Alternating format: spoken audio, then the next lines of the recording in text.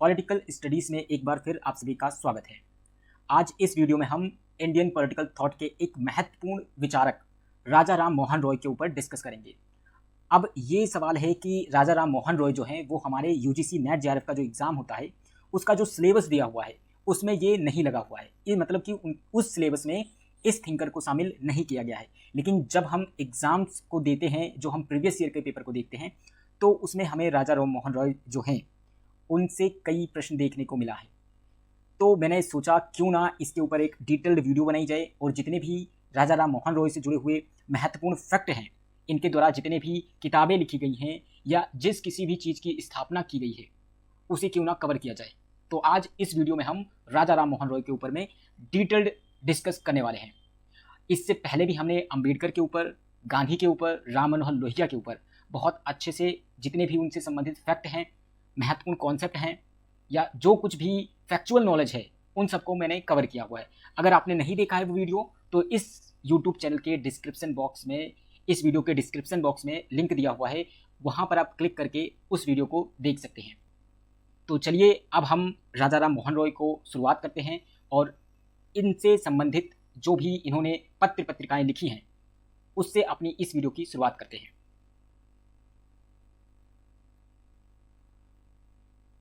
पत्र पत्रिकाएं,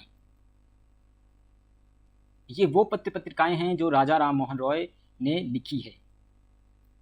इनके द्वारा मुख्य रूप से 3 पत्र पत्रिकाएं जो हैं वो लिखी गई हैं जो एग्जाम्स में पूछे जाते हैं। सबसे पहला इन्होंने बंगला में लिखा, वो है संवाद कुमोदी। पहला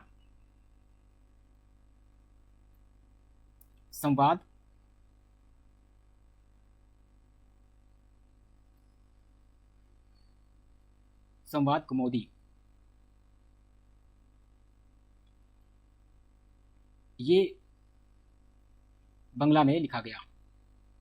दूसरी है, ये फारसी भाषा में लिखी गई, ये है मिरातुल अखबार। मिरातुल अखबार, ये कौन सी भाषा में? ये फारसी में। और आखिरी जो है इनकी तीसरी, वो है ब्राह्मणिकल मैगजीन।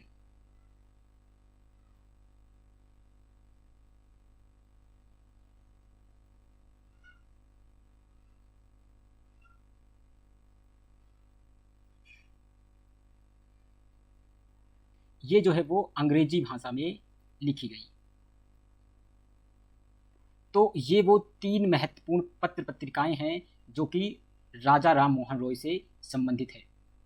अब बहुत लोगों के दिमाग में ये आएगा कि सर आप राजा राम मोहन रॉय के ऊपर क्यों डिस्कस कर रहे हो, क्योंकि हमारा जो यूजीसी नेट जेआरएफ का सिलेबस है उसमें जो इंडियन पॉलिटिकल थॉट का सिलेबस दिया गया है उसमें तो राजा राम मोहन रॉय को नहीं दिया गया है, यानी राजा राम मोहन रॉय को नहीं पढ़ना है।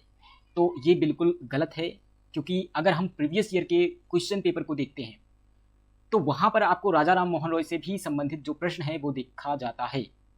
इसीलिए मैंने इस वीडियो में जो सोचा कि क्यों ना राजा राम मोहन रॉय पर एक डिटेल्ड वीडियो बनाई जाए और जितने भी इनसे संबंधित फैक्ट हैं वो क्यों ना कवर कर लिया जाए। अब राजा राम मोहन रॉय जो हैं वो बहुत ही फेमस थिंकर हैं। जब हम पॉलिटिकल साइंस पढ़ते हैं तो एक्चुअल में शुरुआत ही राजा राम मोहन रॉय से हम करते हैं जब इंडियन पॉलिटिकल थॉट पढ़ते हैं। इसीलिए जो हमारा पीएचडी का एंट्रेंस पेपर होता है, जो असिस्टेंट प्रोफेसर के एग्ज़ाम्स होते हैं, वहाँ पे आपको जो है राजा राम मोहन रॉय से संबंधित प्रश्न जो हैं वो अक्सर देखने को मिलता है। अब बहुत बच्चे इसे अटैम्प्ट नहीं कर पाते, उनसे ये प्रश्न जो है वो छूट जाता है, क्योंकि राजा राम मोहन रॉय को कहीं भी पढ़ाया ही नहीं गया है जो ये हमारा यूजीसी नेट जेआरएफ का जो सिलेबस है। इसीलिए इसकी इम्पोर्टेंस बढ़ जाती है। तो हम इसीलिए आज इस वीडियो में राजा राम मोहन रॉय को डिस्कस कर रहे हैं। अब हम जो है इनके द्वारा जितने भी महत्वपूर्ण लेख लिखे गए हैं उसको हम देखते हैं।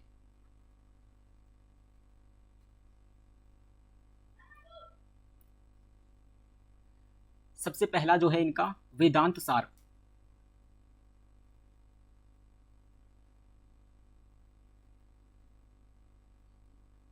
ये 1816 में। दूसरा, हिंदू धर्म का समर्थन। हिंदू धर्म का समर्थन, ये 1817 में। तीसरा, ईश्वर उपासना।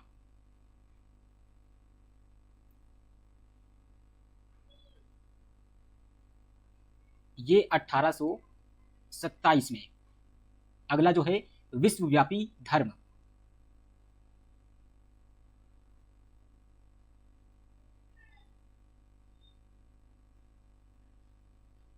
ये 1828 में। अगला जो है वो है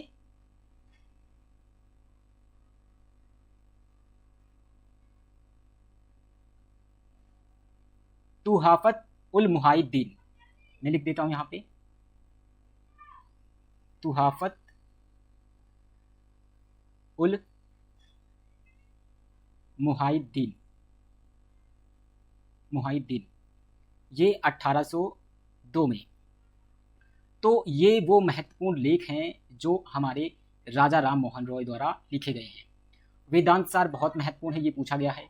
इसके अलावा संवाद कुमुदी जो है वो मेरा जो अनुभव है, मैंने जितने भी पीएचडी के एंट्रेंस दिए हैं या फिर जो भी नेट जेआरएफ का एग्ज़ाम दिया है या असिस्टेंट प्रोफेसर का जो एग्ज़ाम दिया है, उनके जो प्रीवियस ईयर पेपर सॉल्व किए हैं, तो उसमें ये संवाद कुमुदी मुझे कई बार देखने को मिला है।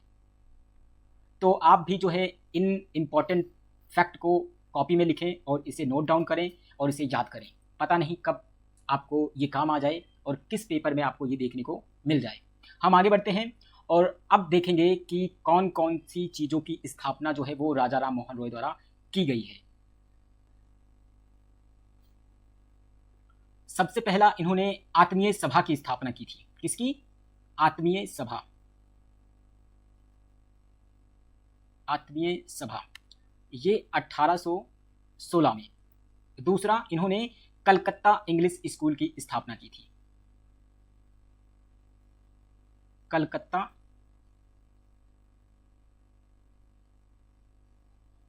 इंग्लिश स्कूल, ये 1816 में। अगला जो है इन्होंने हिंदू कॉलेज, इसकी स्थापना की थी, कलकत्ता में की थी इन्होंने 1822 में। अब देखो एक महत्वपूर्ण चीज़, ये जो है हिंदू कॉलेज कलकत्ता में जिसकी स्थापना इन्होंने की थी, अब इस बार जो अभी यूजीसी नेट जेआरएफ का एग्ज़ाम हुआ था, जो माना जाता है कि लीक हो गया है पेपर 2024 का, उसमें जो फर्स्ट पेपर था, मैं पॉलिटिकल साइंस की बात कर रहा हूँ, जो फर्स्ट पेपर है उसके अंदर एक क्वेश्चन आया था मैच द फॉलोइंग में। बहुत सारे थिंकर दिए गए थे और उनके द्वारा किस किस चीज़ की स्थापना की गई है उसके बारे में दिया गया था। तो वहाँ पे ये हिंदू कॉलेज कलकत्ता ऑप्शन था और दूसरी तरफ ऑप्शन में जो है वो राजा राम मोहन रॉय दिया गया था। तो देखो कि राजा राम मोहन रॉय का कितना इंपॉर्टेंस है कि कहीं ना कहीं कभी ना कभी आपको इससे संबंधित प्रश्न देखने को मिलता ही मिलता है। तो ऐसा बिल्कुल मत सोचना कि ये तो हमारे सिलेबस का हिस्सा नहीं है, हम इसे क्यों पढ़ें। मैंने आपको आपके सामने जो है एक जीता जागता सबूत पेश कर दिया। वेदांत कॉलेज, अगला जो है वेदांत कॉलेज, वेदांत कॉलेज और महापाठशाला,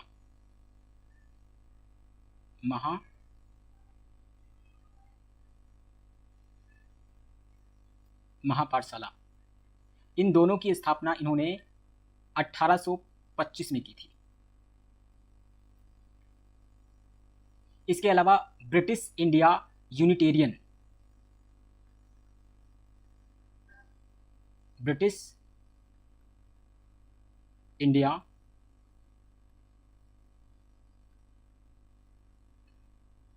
यूनिटेरियन एसोसिएशन,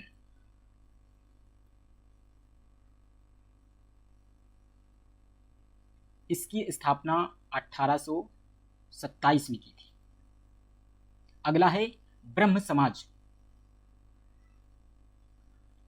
ये तो आपको पता होगा,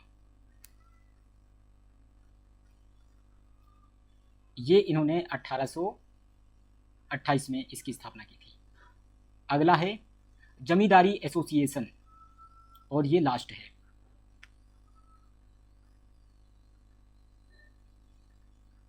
जमींदारी एसोसिएशन, ये 1830 में। इस प्रकार ये राजा राम मोहन रॉय से जुड़े हुए महत्वपूर्ण सभा, संस्थाएं, कॉलेज या कुछ भी कहें, ये वो तथ्य हैं जो राजा राम मोहन रॉय से जुड़े हुए हैं। तो इन्हें आप लिखें और याद करें। हम अपनी वीडियो में आगे बढ़ते हैं और राजा राम मोहन रॉय से जुड़े हुए अन्य महत्वपूर्ण फैक्ट को देखते हैं। अगला जो महत्वपूर्ण फैक्ट है वो है मिस सोफिया कॉलेट। ये वो विचारक हैं, थिंकर हैं या फिर शख्स हैं जिन्होंने राजा राम मोहन रॉय की जीवनी लिखी है। मिस सोफिया कॉलेट, इन्होंने इनकी जीवनी लिखी है।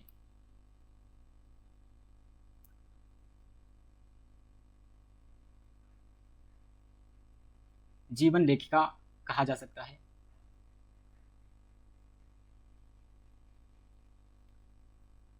इन्होंने जो है वो सती प्रथा के खिलाफ विरोध किया और इसको अवैध घोषित कराया था। अब ये भी पूछा जाता है कि इस टाइम पर कौन जो है वो शासन सत्ता में थे, कौन वायसराय थे, है ना? तो वो लॉर्ड विलियम बेंटिंक थे। Lord William Bentinck.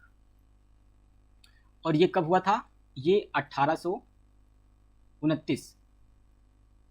ये सब आपको जो है वो पता होना चाहिए कि कब ये हुआ और उस टाइम पे वायसराय कौन थे, क्योंकि कहीं ना कहीं किसी ना किसी तरीके से कब कैसे घुमा फिरा के आपसे प्रश्न पूछ ले, कोई आइडिया नहीं है। इसलिए आपको जेआरएफ निकालना है या फिर आपको बहुत अच्छा स्कोर करना है पॉलिटिकल साइंस के अंदर, तो इन सब महत्वपूर्ण फैक्ट को आपको पता होना चाहिए। अब हम एक और चीज़ देखते हैं कि इनके ऊपर राजा राम मोहन रॉय जो हैं, इनके ऊपर प्रभाव किन किन का पड़ा था। प्रभाव मैं यहाँ लिख देता हूँ कि कौन कौन से ऐसे लोग थे जिनका प्रभाव राजा राम मोहन रॉय पर था। तो मुख्य रूप से वो 3 लोग थे। सबसे पहला हमारे मॉन्टेस्क्यू थे।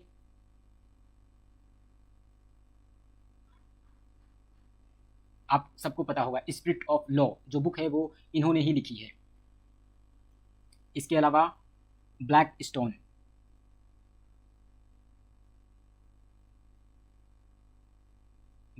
जो हैं, और तीसरे हमारे बेंथम, ये हमारे उपयोगितावादी विचारक हैं जिन्होंने यूटिलिटेरिज्म का सिद्धांत दिया। जब आप वेस्टर्न पॉलिटिकल थॉट पढ़ते हैं वहाँ पे आप इन्हें पढ़ते हैं। तो ये वो 3 विचारक हैं या थिंकर हैं जिनका प्रभाव जो है वो राजा राम मोहन रॉय पर था। हम आगे बढ़ते हैं और देखते हैं इनसे संबंधित और क्या महत्वपूर्ण चीज़ें हो सकती हैं जो एग्जाम के पॉइंट ऑफ व्यू से महत्वपूर्ण है।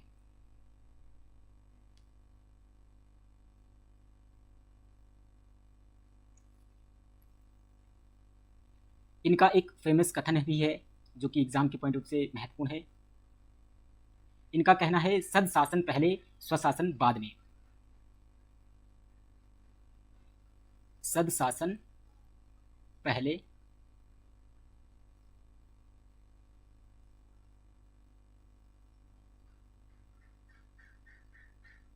स्वशासन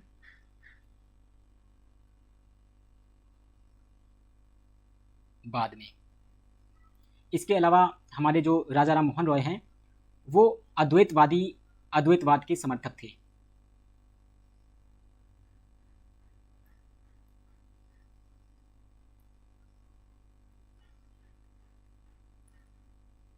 अद्वैतवाद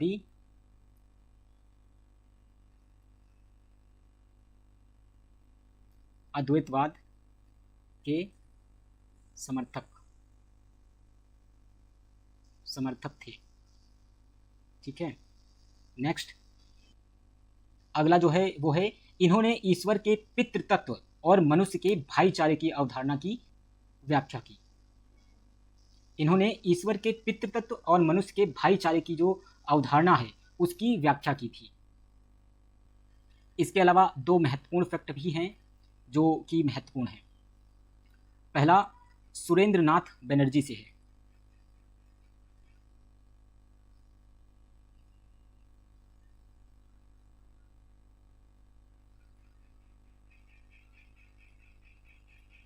सुरेंद्रनाथ बनर्जी, इन्होंने जो राजा राम मोहन रॉय हैं उन्हें भारतीय स्वाधीनता आंदोलन का जनक कहा है। इन्होंने क्या कहा राजा राम मोहन रॉय को? भारतीय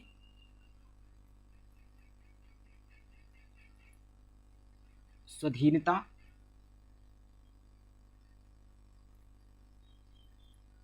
आंदोलन का जनक।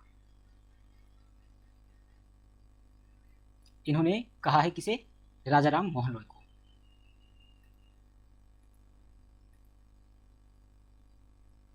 दूसरा हमारा बिपिन चंद्रपाल, बिपिन चंद्रपाल इससे संबंधित है। इन्होंने क्या बोला है राजा राम मोहन रॉय को? इन्होंने कहा है राष्ट्रीय स्वतंत्रता आंदोलन का अग्रदूत, राष्ट्रीय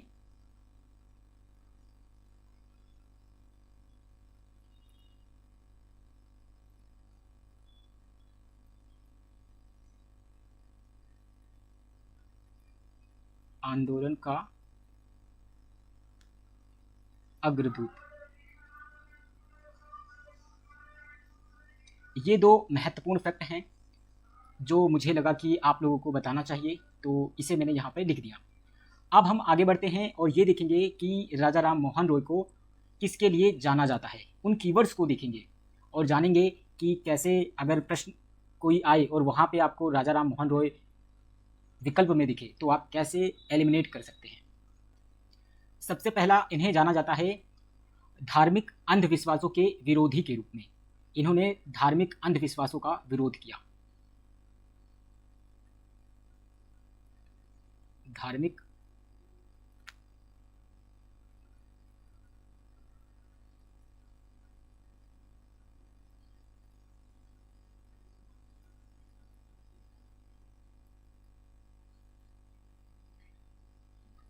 धार्मिक अंधविश्वासों के विरोधी राजा राम मोहन रॉय थे।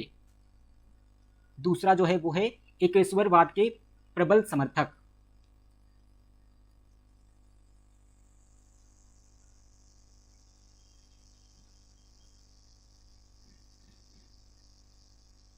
प्रबल समर्थक। अगला है इन्होंने ब्राह्मणवाद एवं भाग्यवाद के घोर आलोचक ये रहे हैं। इसके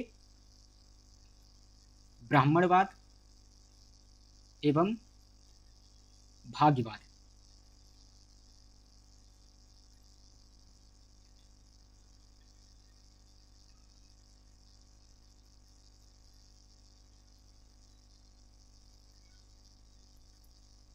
इन्होंने ब्राह्मणवाद और भाग्यवाद इसकी आलोचना की है।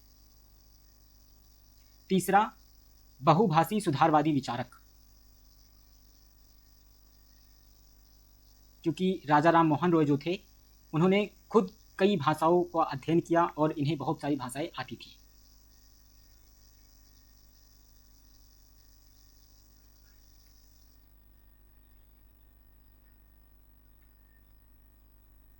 यहाँ पे मैं कुछ भाषाओं को लिख देता हूँ। जैसे राजा राम मोहन रॉय जो है वो बंगला, फारसी,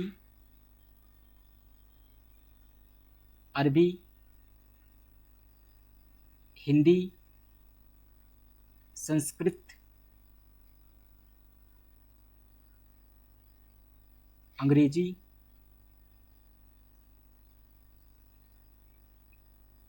फ्रेंच, ग्रीक और लैटिन, इन भाषाओं पर उनकी कमांड थी। अगला है कि हिंदुत्व के समर्थक, ये जो हैं हिंदुत्व के समर्थक थे।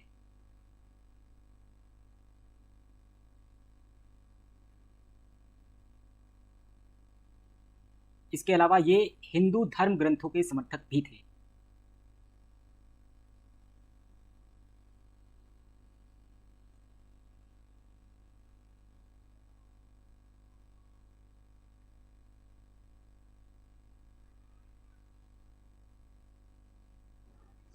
इसके अलावा इनके ऊपर इस्लाम, हिंदू, ईसाई धर्म का प्रभाव पड़ा था। किन किन धर्मों का? इस्लाम,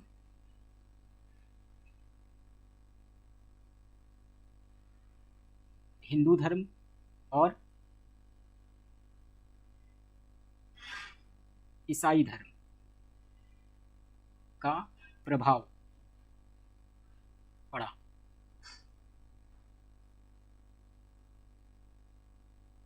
इसके अलावा ये लास्ट पॉइंट है, पश्चात संसदीय लोकतांत्रिक प्रणाली के समर्थक। ये जो है वो पश्चात जो संसदीय लोकतांत्रिक व्यवस्था है उसके ये समर्थक थे।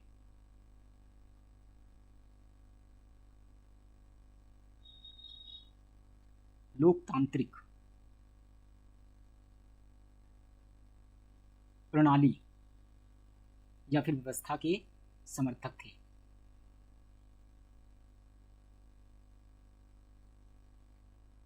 अब ये वो महत्वपूर्ण लाइनें हैं जो राजा राम मोहन रॉय द्वारा संबंधित हैं, और अगर आपको ये लाइनें पता हैं तो आप बहुत सारे ऐसे प्रश्न को जो राजा राम मोहन रॉय से जुड़े हुए होंगे उनको आप एलिमिनेट कर सकते हो। सबसे पहला जो है वो है कि वो जो है वो धार्मिक अंधविश्वासों के विरोधी थे।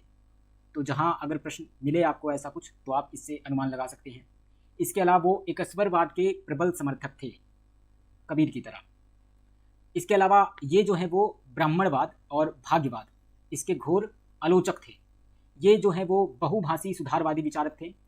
इन्हें बंगला, फारसी, अरबी, हिंदी, संस्कृत, अंग्रेजी, फ्रेंच, ग्रीक और लैटिन ये सारी भाषाएं उनको आती थी। इसके अलावा नेक्स्ट जो है वो हिंदुत्व के समर्थक थे।